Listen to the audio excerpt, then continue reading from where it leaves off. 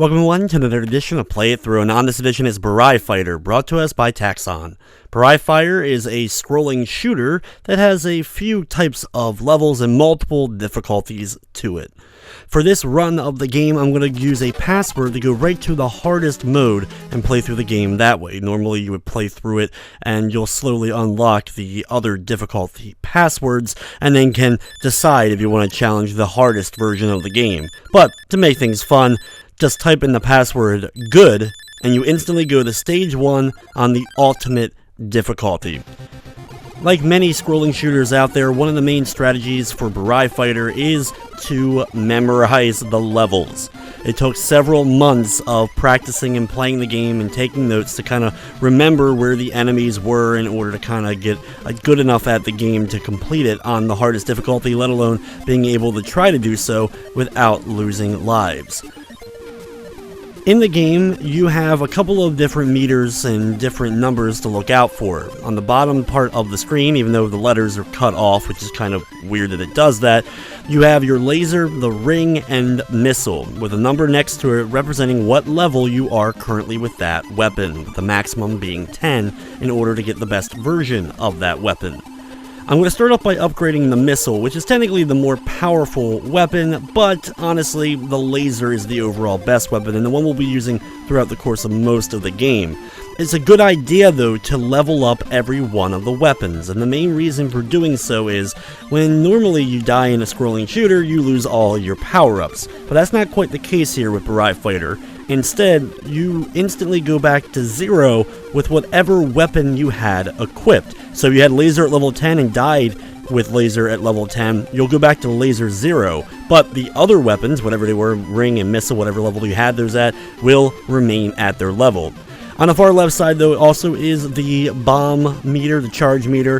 When you use the other button to attack, you'll do kind of an explosion move, dealing good damage to the enemies on screen, kind of clearing them out, though you can still get hurt during that, like you run into an enemy, especially during boss encounters, so you're not completely invulnerable like you are in some scrolling shooters when you use a bomb-like effect. The game is broken up into 7 levels, with 5 of the levels being these kind of scrolling stages, and then 2 levels being more of a free roam level, where you're able to kind of move your character around in kind of a top-down perspective, where your goal is to hunt down a boss and destroy it in order to finish up the level. I recommend using the laser for the boss, and this is what we're going to do here, is by shooting at the 3 different pulsating spots on it, we're going to be able to do significant damage. It's a bit hard to hit it, because of course he has the swinging arms that go around it while firing at a slew of projectiles. Every once in a while, though, the boss will stop for just a moment and then charge forward wherever you are on the screen. The bullets also are shot directly at you, so you can kind of manipulate them, shoot them a little bit to one side, then quickly run into either the top or whatever side you're trying to shoot at, fire a few times, and then eventually the bullets will kind of pick back up where you are and start attacking you that way, so you get at least a moment. You're not going to have much time, but a moment or two in order to deliver shots. Honestly, on the hardest difficulty, boss number 1 is one of, if not the hardest boss in the game in my opinion, because you're probably not going to be fully maxed out. If you max out your laser going into this boss, it is a lot easier, but I decided to kind of play it stupid and level up missile during most of this, and then switch over to laser at the end. Once the boss, though, is taken care of, you get a rack up of your score, you get bonus points depending upon what level your weapons are, and then you move on to the next stage. There's not a lot of cutscenes or anything like that. There's only even a very small ending that you get once you complete the game, so it's much more about the scrolling shooting action and seeing how high of a score you're able to get. As we move into the second level here, we have these rotating arms on the bottom and top portions of the levels. Of course, you want to avoid them. They're instant death, just like everything pretty much is if it ends up hitting you. One thing, though, I like about Burai Fighter compared to some other scrolling shooters that I liked during the NES days, like Abadux being one of my personal favorites, is if you run into the floors or ceilings or walls, you don't instantly die. You can run into them. You can get crushed by them if the screen scrolls like here and you're stuck on the corner. You can, of course, get crushed and die pretty easily that way, but at least running into them and making contact with them isn't an instant death. The other big thing, as you've noticed with Burai Fighter, is that you can fire in any direction. In fact, hitting any direction on the D-pad will allow you to fire in that direction, but holding down the attack button locks you in that position. So if you want to fire upwards in an upper diagonal pattern, you have to let go of the fire button, then hit that button combination on the D-pad, hold it, and then start firing. As long as you hold down fire, you can then manipulate your character and keep moving it around whatever direction you want, but you have to let go of everything and then initiate the attack using that direction, and then hold down the attack button to keep firing in that same direction. Once we end up maxing out the laser, which we will be doing quite soon as we work our way through the stage here, a lot of this is just kind of memorizing where these things are, and when we get the laser fully maxed out, we're able to easily take out a large amount of the enemies as we get a 4-shot spread shot. That's one of the key things of leveling up all the weapons to their max version. You pretty much get a 4-shot spread shot. The ring weapon's a little bit different, where it fires 3 shots spread out in front of you, and then 1 behind you for its final version. The ring isn't all that powerful of a weapon, but one thing that the ring does that the other weapons do not do is it fires through walls, so that can come in handy during certain parts of the game. And you'll see it a little bit later, as I will also max out the ring weapon as we make it farther into the game. Here I leveled up the missile just a little bit more so I can max that out. Now it's time for the boss fight. Here you have to shoot at the different colored spots on this creature in order to split it into 3. You then have to attack the back of it in order to do damage. It's sometimes a little bit hard to tell if you're hitting it, but that's where you need to keep attacking, and after enough damage on each one, they will slowly start to die off. The key is just using your speed to move around and dodge them, and don't stay too close to the edges of the screen. More than likely, they could just pop off of the corners of the screen and end up barely making contact with you.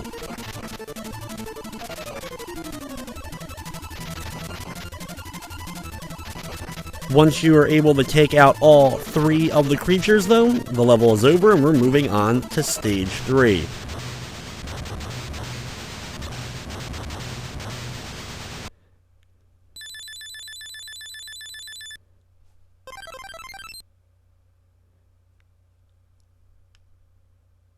Now, Stage 3 is the one that's a top-down perspective. It tells you kind of like on a map like where the boss is, so that's where we're going to be heading.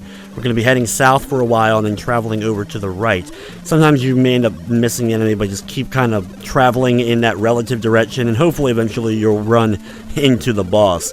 The way the boss works, though, is just kind of a stagnant enemy, and you just have to destroy all the weak points on it. If you have maxed out laser, like I do here, or any of the maxed out weapons, it's really easy to just kind of move your way through the level. As you can see, all the lasers constantly firing out of the body of my character just pretty much destroys everything before it's able to get even relatively close. Here we have the boss. You can see all the weak points on it. Just make sure you don't accidentally run into him, as that of course will end up killing you. You do have to go inside just a little bit to hit a couple of weak points, and then finish up the other side, and that's it. What a quick and easy boss, and we're moving on to the next level.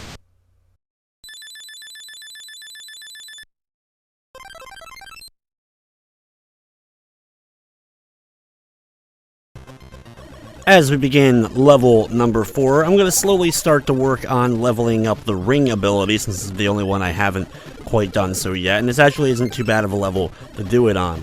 Anytime you see like this blue floating object kind of around, it's not an enemy, you can actually pick it up, and it is a shield that will rotate around you, and you can use that to really end up helping you as far as defeating some of the Axis enemies and taking out some of the excess projectiles around you. Doesn't really keep you like really safe or anything like that, it's just something that ends up helping, of course. Like I mentioned before, the ring can fire through walls, which ends up making it relatively beneficial to you, especially during areas kind of like this. Some of them you're able to kind of fire through the walls and easily take out a lot of the cannons and other stuff while going downwards here.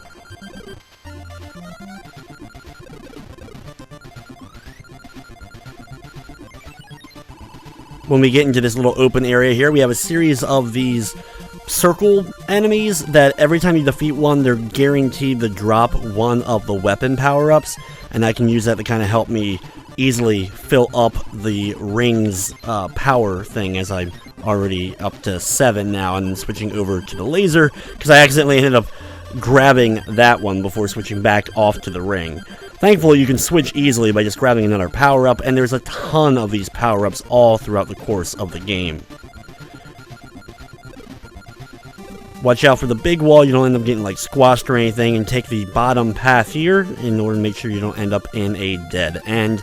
And you can quickly kind of go up here and grab a couple more power-ups, and now we have maxed out the ring weapon, and now you can see that it has that 3-shot spread shot, and is able to not only attack behind us, go forward, blast through the walls. It's pretty good for normal kind of encounters, though the laser I still think ends up covering more overall space, so that's why I end up using the laser much more so throughout the course of my runs.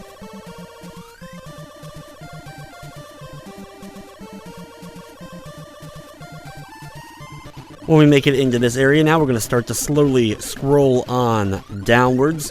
Thankfully, that laser, like I said, takes out a lot of the enemies. It can be a little bit difficult at times to see the projectiles, especially considering some of the enemies are blue, the projectiles are blue, your weapon is blue.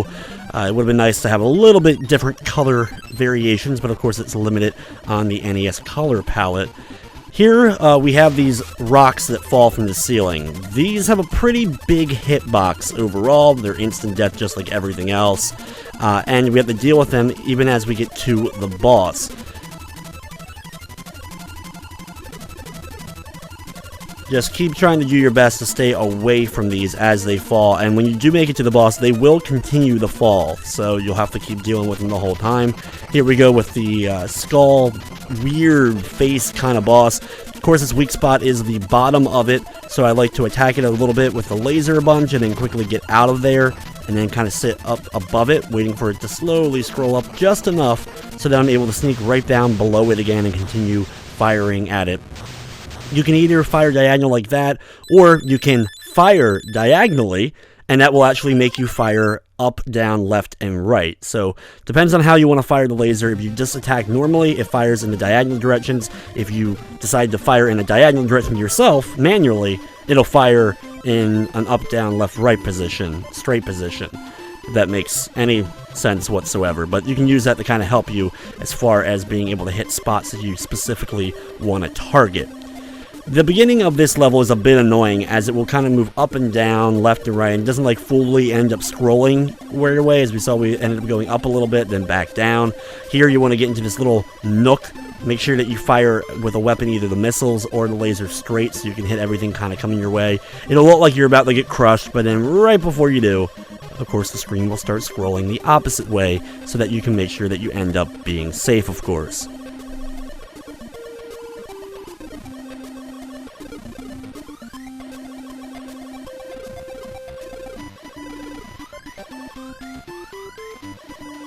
Eventually, we make it up high enough and start actually traveling to the left here, getting out of this little bit of a maze as we start to make our way through the rest of the stage. Here, I'm going to take the upper path just to grab the shield item. As you can see, it's going much faster now. That's one of the easy ones to grab, but you have to be quick to get out of there, so of course you don't end up getting crushed by the walls. Thankfully, though, for right after that, we do have a little bit of an open area to actually travel along as we start speeding downwards. Thankfully, the projectiles from the lasers are able to take out pretty much everything coming below us and against the left and right walls as well. One of the good things about the laser is when it's attacking, it actually hits through multiple enemies at a time, which is why I end up liking it. So even if the missile ends up being more powerful overall, especially during bosses, I guess it does more damage, the laser just ends up being such more of an effective weapon, at least as far as most of the time goes. But I'm sure there's moments where the other weapons end up coming into play and may have some secret properties I don't know about for helping out with certain encounters. The screen will eventually stop scrolling fast again and then slowly start to scroll again as we continue to work on down through this level. Take out all the guys, you have a small opening to kind of make your way through. The hardest thing about it all the time is when you're trying to make it through these small corridors and there's a barrage of bullets coming your way. That can always be troublesome. You always have to pick that right moment in order to speed through, and if you have the full speed upgrades for your character, you can still end up speeding accidentally into one of the many bullets coming your way.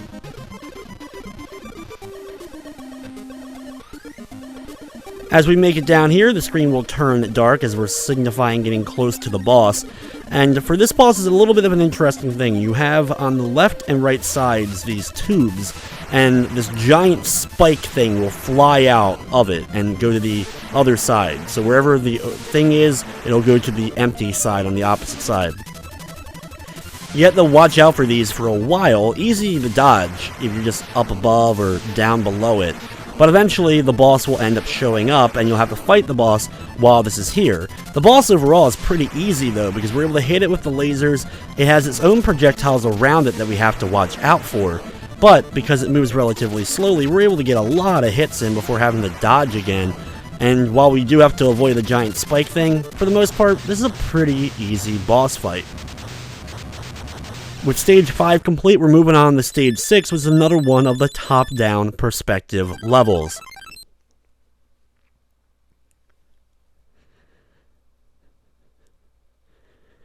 Just like we did before, we can see kind of on the map where the boss is going to be located, and we're going to head directly down to it.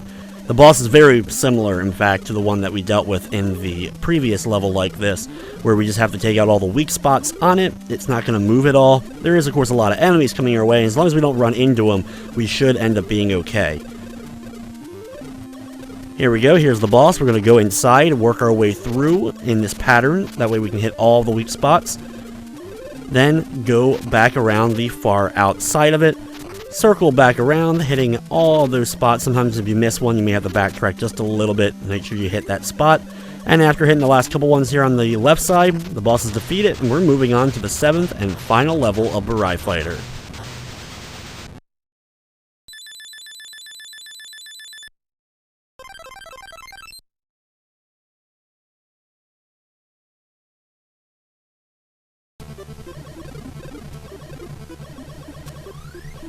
Of course, this is the 7th and final stage of the game, and is a relatively difficult one, of course, as it's going to throw us a lot of enemies and a lot of tight corridors that we're going to have to deal with while going through.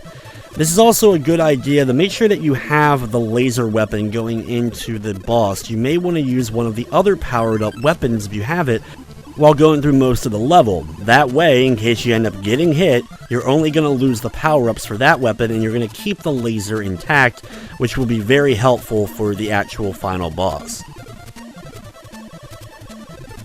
During this segment here, choose the right side so that you have a much easier path dealing with the arms. There's a ton of these little bug guys that are going to fly up from the different directions throughout the course of this level. Thankfully, the laser is pretty good at dispersing the little guys, or you can use either the ring or missiles to try to help you out as well. Here you have a whole giant cluster of upgrades for your weaponry, so that's a good spot to kind of build up if you've lost any during the course of the game.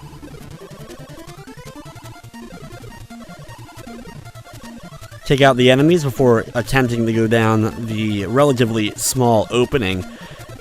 Kind of stick to the ceiling a bit until you can kind of see everything below you before then attempting to start moving on downwards and then get away from the walls so you don't end up, of course, getting crushed again. Continuing on over to the left side, we have a little bit of an open area, thankfully, for a little bit, and then start to scroll on downwards.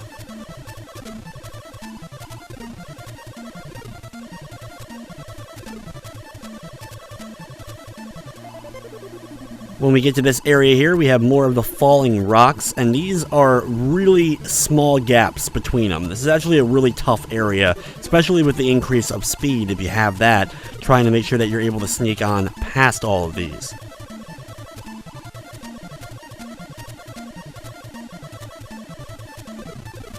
As we scroll up here, you have a lot of enemies attacking from the left and right side, so kind of just stay towards the middle part of the screen, and you'll probably have a better chance of being able to take them all out.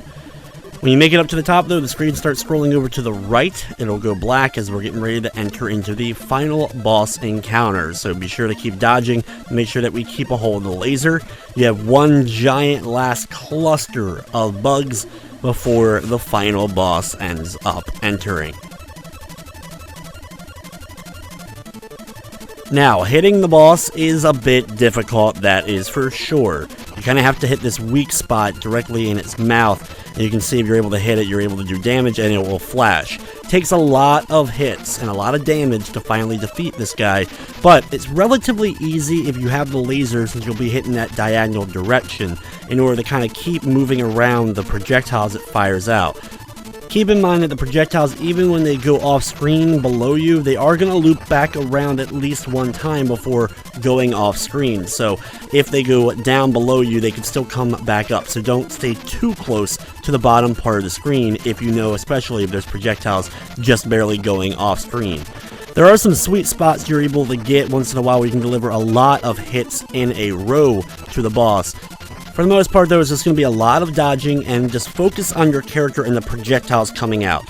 You're going to hit those few hits here and there to the boss itself, but of course, the most important thing is making sure that you're able to keep your character alive while continuing to dodge around all of the fire.